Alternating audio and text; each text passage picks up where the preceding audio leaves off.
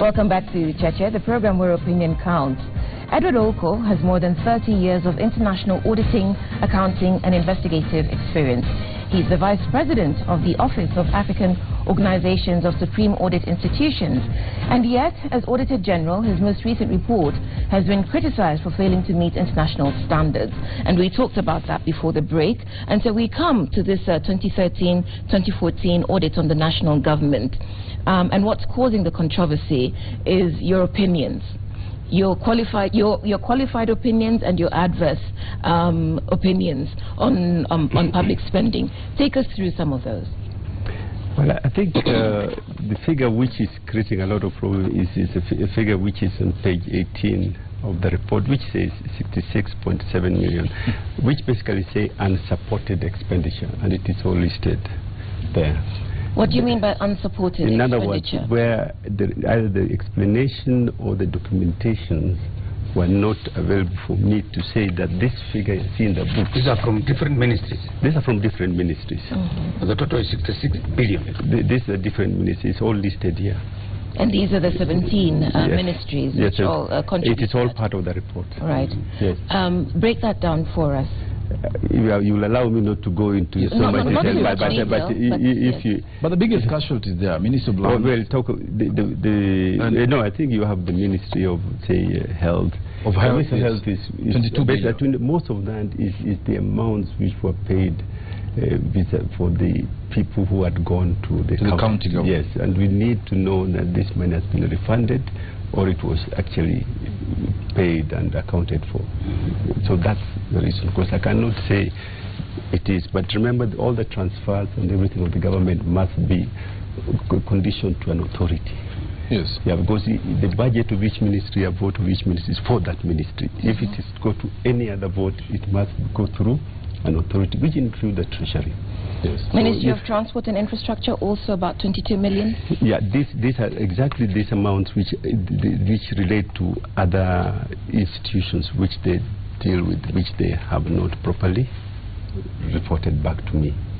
Okay, so these are the, which I said, these amounts, tell me where you paid. You tell me it's gone to the counties. Give me all the list. Give me who it went to, but have you also confirmed the receiving, because they're supposed to be reimbursed back? Where's the reimbursement?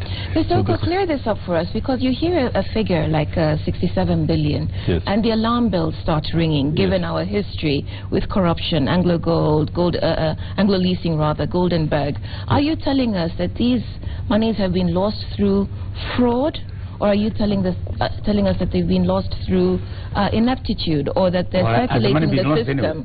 No, I can't. It is not the province of the audit to establish that it has been lost, because that is a province of the investigatory arms like EACC, where they actually follow where the money has been lost. But what should we take from this? Here, I'm supposed to give an opinion on the accounts, and I'm telling you that these amounts which you spent, I cannot see it's not adequately supported, or it was not in compliance with the PFM Act. It's not been, it simply haven't seen the basis, or the assets which you are supposed to have bought have not. I can't. But like the Minister of Health, yes, like the Minister of Health, you have given an example, 22 yes, million. Yes. Part of that money we went to the counties to pay, because the Minister of Health was involved. Yeah, so the money was taken. It is paid, but you cannot get. But in accounting, you're accounting. That means the money was not stolen. It went to the people who went. And I haven't said the money was stolen. I've just telling you accounting. That is why Kenyans understanding. Yeah, but if you say Minister of Health, 22 billion. Paid and supported expenditure. Yes. So it's not. I really haven't said. Okay. The money. The was question stolen. is this: unsupported, as you what said, should not be put in my mouth. Yes. Unsupported, Mr. Oko, as you said, is either there was no explanation, yes, or there was no documentation to show, yes, the trail, or if it was, yes, spent, it was not in compliance with the procedure, yes, and so authorization, yes, and so forth. Yes. But in your own, I think we're basically asking for, hypothetically, yes, what could be the possibilities here, that this money would have, what would have happened to the money? Possibilities. Not saying we're not giving you opportunity to lay a verdict. But like me thinking, okay, so this money cannot be. What is the possibility if it's not missing? What is the possibility? You know, I think mine was to account for this money at 30th June, and for me to be given adequate explanation as at 30th June of these monies. Now, any inferences, I cannot make it. What explanations did the ministries or the most egregious gaps give to you? Say, for instance, health, transport and infrastructure. What did yes? The explanation, they will tell you, we send this money to the county. Yes, but is that enough? Is that enough? Give me the proof. Give me the authority.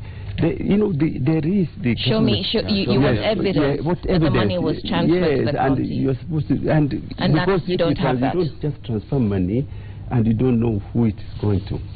You must at least agree with that. I'm transferring. There is this element you have to refund. Things are not just done. You know, there are regulations about where would that audit end? For example, with the health. Yes. If you got documentation that says the money was sent to the counties, yes, would you then follow up to the county and say whether it was spent on actually payment of staff or procurement of medicine? It actually did that. So to what extent did you pursue that? After you didn't find any you know, I had to the audit had to end up at a point in time. At that point, yes. Okay. Yeah. The Treasury Department is not very happy with you, and you have them with an unqualified opinion. What's your relationship like with them? What's been taking place? My relationship with Treasury is very cordial, and the Accountant General is my counterpart who I work with very regularly. So I don't know, my relationship is very cordial. Okay, they're here on your audit report with an unqualified opinion, right? Why? Meaning they were clean? What you're saying that they're clean? No, in saying that, well, you know, the Treasury as a Treasury is also an accounting unit for those resources which opinion, right? Why? Meaning they were clean? What you're saying that they're clean? No, in saying that, well, you know, the Treasury as a Treasury is also an accounting unit for those resources which they themselves have to account for. I didn't see a problem. You didn't see a problem. But there are other areas, you know, like revenue, which they also account for, which there are problems. But those are problems in the votes. Okay, and so we then come to the legal, unless you want to pursue the findings further. But let me say, one you mentioned about the Attorney General, yes, which has been given that, how can it be my budget is 3.3 million, and the auditor is saying 2.7 million is not accounted for yet, 1 million they know went to the staff. What I think it should be, the distinction should be made, there's the Attorney General of the Secretariat. The Attorney General has also got Department of Justice. Department of Justice has got Public Trustee, has got Official Receiver, and got many other units, which are money spending. And most of the amounts of the 2.7 billion you're talking about relates to the Official Receiver. These are the amounts which they should receive from the defunct institutions, which official should come to the official. So these are the amounts we are talking about. So it is really a misinformation, or somebody who hasn't read the report who start arguing that the Attorney General's budget is 3.3 million and I'm saying 2.7 is an accounting. Can you explain what the official receiver is? The official receiver is the person, where there has been, institutions which are broken down and they've been now insolvent. Yes, they come back to the public coffers, and the public coffers, you have the Attorney General as the guardian of the legal processes and the amounts which have to be received. In all this documentation, you have found only 1.2% of the entire budget to have been spent without a query. Is that accurate? That 90, I think the percentage 90 something point something have queries of all expenditure. I think the percentage of the amounts, they actually put it in terms of total budget. Yes. So that 1.3 depends on what is being determined on. Yes. So you can look at everything in relative to a certain amount. Yes. Yeah. Now, if you're talking about my unhappiness as the accountability is on the financial statements, and the financial statements which I received this year were about 101, which I had to opine on. Okay, 26 I actually had a clean, record. Yes. Okay, so let's come then to the workings of your office, and you alluded to this earlier, your constraints, the challenges. You are operating within the same budget with the same staff in a different system. And there's also a legal legislature, an attempt to change the, your operating procedures through the law. Where do those efforts stand now? Because I think part of it was to trim your powers, but also to have your budget go through the Treasury. That process is out of my hand. It is in the hands of the Parliament. So the process which that document underwent was very extensive. It was prepared first by This is the bill you're talking about? This is the bill, yes, prepared by Treasury. It went through public participation. It went through two houses of the Parliament, and I believe they went to mediation before they decided on what is the right bill to send to the President for assent. And I think the sense which we are getting, which was there at that time, is trying to increase the independence of this office in terms of what is constitutionally given to the Auditor General, the issues of recruitment of staff, which they wanted to be subjected to Public Service Commission. That's one. There was the issue of how is my budget to be determined. We felt that the budget should be not determined solely by Treasury. Because of course you audit Treasury. And that there should be, at least for us, a proposal that there should be a tripartite group, comprising Treasury, Auditor General, and the chairman of the budget, to agree on the figures on the budget for this institution well before the budgetary process, such that when the budgetary process begins, it is a figure which has been agreed on. And that's what we are seeking. And there was also an attempt to curtail the investigation about defense. Yeah, but that one eventually was solved because we had a middle ground. Which was what? Which was that, before in these exit meetings, as we say, we should meet with the highest level and let them give me an indication where they feel there is, sensitivities. And then I will consider that in my reporting. Has that really been resolved? Because there's another KDF bill working its way through. Well, I don't know. These things are, you give it one hand, you take it with another. I don't know. Okay. Just on that same budget and facilitation of the office, how much do you generally require to equip your office to do this job well? Because in the past, PAC has actually said we need to fast track the reports, Auditor General reports, so they come soon, as opposed to what has happened in the past where they were 2 years, 3 years late. Now this one also had its own problems, it's late. How much do you need to have the capacity you require to do an effective job?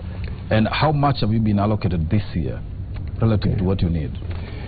How much I require is for the country to recognize that as of 2013, my scope of coverage completely expanded from one government to 47 other 47 governments, which meant that technically I should be present to do proper audit.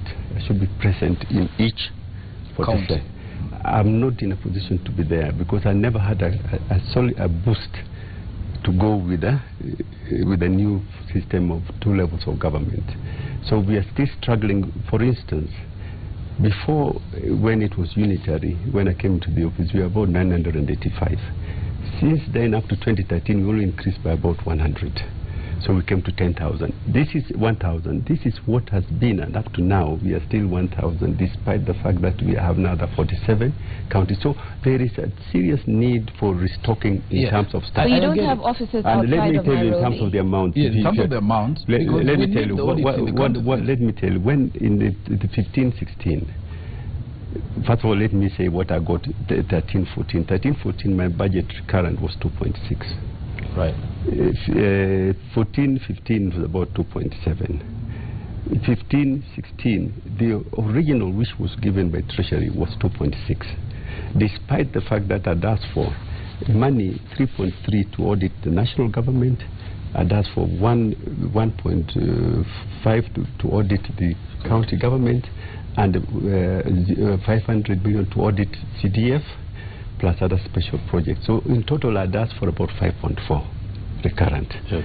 What I was given was 2.6 original until after the negotiations through the parliament, which in my view was the issue of the 3 million which was to be given to the Senate. That's when they decided to add me 1 million, and I thank the budget committee. Or a million? 1 billion. Yes.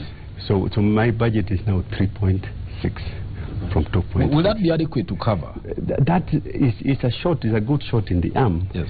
But it's one which has to go now to try and recruit people to be on the government. But it's still not enough, because remember, let me put this in context, Mr. Oko. The country is reeling from high corruption. Mismanagement of public resources is the big thing in the country.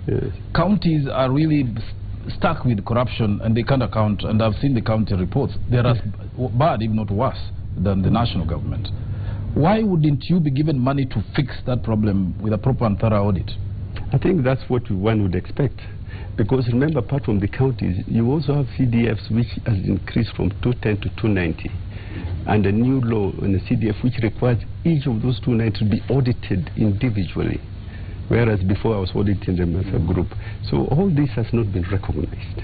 So in a way, there's a lot of, my staff, I really must thank my staff for what they have managed to produce in the context of, in the reports which have come out. And my staff have been working weekends, first of all for the national accounts and for the county accounts. And remember, county accounts, I can only approach them from the hub basis. So you cannot expect that all county accounts will come at the same time, because it's the same people who go to one county, come back to the hub, go to the other, come back to the hub. Do you understand? Because I don't have people on the counties. So this is what we hope this billion I hope will go more towards facilitating and making sure. To what extent then can we say that we have done a thorough job? Looking as it is, your given the capacity is compromised. The capacity, that's an issue. I think I would like to do a lot more thorough job and a lot more reports to come in a timely manner. But that is. But in speaking to various sections in delivering speeches, addressing the media, you have said that your office is under siege. Do you still believe that to be true? What do you mean under siege? Underfunded? Well, underfunded, and whoever's listening can make their own. Can make their own. I think what I've said is there's an assault on your independence. There's an assault on your capacity. There are deliberate attempts to ensure that you cannot do a thorough job. I don't think it's deliberate attempt. I think what I'm looking for is a strong instrument, which is the Public Audit Act, upon which I can base my audit. I'm looking for adequate funding for me to do proper work. Whom are you talking to? Yes. About this? Whom are you talking to who is not listening? Well, I believe it is the people. The President, the Treasury, or who? Well, I think finally it is the Parliament to provide adequate resources for this office, because that's a constitutional duty of the Parliament. Now, this is your third audit report. Yes. You have done 2 before. Yes. What is surprising me is that the Auditor General has always been giving his report since independence. Yes. I've never seen this kind of hullabaloo before, where ministries go to buy space in newspapers to explain what they should explain to the Public Accounts Committee. Why is this so? Why now? Why this year? I'm also surprised, as you, Tegi, because I've been accused of sensationalizing my report. This report is not sensationalized. It's got the details and everything of where my opinion is. I have not gone to the press to specifically talk about and give this report before it goes to the relevant authorities. Are you safe? Have you received any sort of threats on your life? Your staff, are they safe? Yeah, the staff we have been receiving some threats. Some staff have received threats, and even the PSC chairman has received some threats. And this is, we take it our stride in lieu of our responsibility, but it is there. The threats are there. Would we say your work is above reproach, and your staff, when they go out there to raise these audit queries, is there a possibility that they're also getting compromised and letting pass serious corruption and theft and misappropriation? I think we are operating in Kenya, and these audits are being done by Kenya. But let me tell you what we do ourselves. In case I hear any rumor about that, what I do is usually I withdraw the team, send a completely different team to look at that audit, and from that I should be informed clearly whether there was some element of concern with those individuals. And whenever it is, we then actually have to constitute an integrity. We have an integrity committee which actually we present a query to them. Is that common or rare? Those where you have to change teams? It's getting to be a concern. Yeah, because there are many cases of people trying to hide and present but some you must say, because sometimes it is actually the auditees themselves who engineer the allegations, just because get or to intimidate or to so we have to be with that way. Okay, we're conscious that you have an important meeting down the road, but I'll take you back to the question that David asked, which is who are you speaking to, who's not giving you the necessary support, whether in funding or in terms of capacity. You say that your budget has been increased, but not to the extent that you desired. And one of your observations, as quoted in the media, was that the national budget has been increasing, but the budget for your accounting has not been commensurate. Is that still your case? Are you frustrated, or do you think that the tide is changing in your favor? I think the case is still that of underfunding. Because if you see the scope of the work, it is immense. You know, you have the CDFs, you have the special funds, you have the 47 counties. Because I would like to do more work on the counties. Do you understand? Whereby more continuous, and you have parastatals. Yes. You have and upstream you have the revenue side of audit, which has to be done. So all those require a lot of investment in people and also in leveraging adequately on ICT, and all these are investment. But even if I were to, obviously I cannot have as many people as that can really meet all that mandate from internal. I need also to in-source or outsource some of the work. That also needs money. So bottom line is not adequate. Yeah. Sorry, I'd just like to finish up on this the bill that's with the president waiting his assent. In terms of how your office works, what does it say? Right now? Yes. It says that a lot of my recruitment will be subject to PSC. It says the PSV. PSC, the Public Service Commission. Is that good or bad? I believe it is unconstitutional, because PSC is another constitutional commission. And your office is supposed to be independent. My office is supposed to be independent. Then the issue of my budget, they still insist it is Treasury who has to have the first say, or more or less the first say and the final say. Then they have included there some elements whereby after the bill, Treasury has to provide regulations for me to instrumentalize or operationalize the public audit bill. Then there is the other element where they're saying the auditor cannot question policy. Is another issue of contention which have been introduced, and these things were refused all through public participation. So if the president were to sign it, it's unconstitutional. What recourse do you have at this point? I leave it to the Kenyans. I don't have much recourse. You couldn't go to court? We've seen various commissions go to court. Well, those will come. We'll cross that bridge when they come to it. And I mean, we are grappling with a lot of challenges with capacity at the county level. The findings from the county audits are also very alarming. The challenge is that you are coming to audit after mistakes have happened. What is your recommendation around the capacity of counties to spend money procedurally and legally in conformity? Because some of them don't have accountants, even basic capability to spend that money.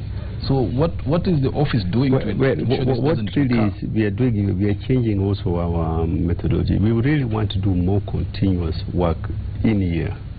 so that these issues, as they come out, we do the recommendations which can stop the issues before the end of the year. And that requires adequate resources to be able to my presence be in the counties to do that continuous work. Are you training them? Oh, we are training. To avoid the mistakes that are obvious? No, I cannot do. Right now I'm grappling with trying to audit them. Training is another matter which we should consider. Okay. So as we wind up the show, David and Mutegi, you've had considerable experience covering previous audit reports. Mutegi, you were observing that this is the first time you're seeing such an outcry in response to an audit report. Does this tell you, does it suggest that something is changing within Kenya, that we're not it's not politics as usual? There's more politics. No, this is not audit. Mr. Oko here is, to some people, I think in Jubilee, think that is politics, that he is trying to do this to malign the government. It has never happened that ministries, particularly Treasury, goes to newspapers to advertise that they didn't do 1, 2, 3, 4. They should wait until they go to the Parliamentary Public Accounts Committee, then give an explanation there. To me, it's ridiculous. What they're trying to do, according to what I'm seeing, it's just like other bills, like the bills that introduce, taking us back to Kanu days. That, to me, is very worrying. That we are being taken, abrogating the Constitution to take us back to primitivity. David, what do you think? Because it does seem as if public opinion is overwhelmingly with Mr. Oko, and there's sections of the political class who support his work, but you've seen these sorts of things in the past. Do you think that something is changing, given the fact that certain ministries feel the need to defend themselves in the press? Well, I think the report is just a slap in the face of the government, and that is how it has been received. The expectation was that things are better because the song has been that this government is going to use public resources well, is conforming to the law, and then all of a sudden you find the findings that completely point to a different direction. In fact, one of the most staggering findings there is that the bond that was floated overseas, when the money came, it did not even comply with the law of putting money in the consolidated fund. That money was taken to a foreign overseas account and brought back. Now, these are very graphic failures on the part of the government. What I'm waiting to see is what the public accounts does with that report and whether the recommendations will be followed through, because we have seen these reports over the years, similar reading, recommendations that are never effective, people being banned from office and they're holding in office. In fact, there are some of the people who are going to receive this report. So the country is not moving forward at all. And you know, I don't think I have much to blame Mr. Oko for the work, except the part where they are saying a lot of complaints are arising from counties that we had the documentation, but the documentation came after he had concluded the audit and the final report. Now that is a matter that he needs to tackle, so that we don't have this as holes in the report every year. Sir, your final thoughts responding to that fact? I think my final thought is that I really should try and use the meager resources which I have in a way that I can give a better assurance to the Kenyans, and this better assurance should be on more continuous audits at the county level, and in terms of reporting it should be more timely, such that this information can be received in Kenya in good time to be able to have more impromptu and more quicker reaction and address. But given that you have considerable experience auditing internationally, you were with the African Development Bank before you came here, you've served on various UN task forces, you've helped create infrastructure around forensic accounting. Do you find that Kenya is getting better at managing its public finances, or as Mutegi says, you know, he's seen this come, go, David says nothing happens to your recommendations? Is there anything changing? Really, that's a problem, because I think Kenya, we have the adequate, even the people at the ministries, I mean, people have very experienced. You know, I've been in many countries in the public sector, but the people, the Kenyans are very, very experienced. So my problem is that with that experience, we should be able to do better. In terms of accountability, we should be able to do better. What I think is perhaps now lacking is some professional rigor as we take our public duties. This has to be reinstilled back into our system, because I feel that we can do better. Okay. Thank you very much. Our time is up. We've had the Auditor General, Edward Oko, as our guest this morning. Our thanks to you for making the time for us. We know you've got to dash to an important meeting. Our thanks also to our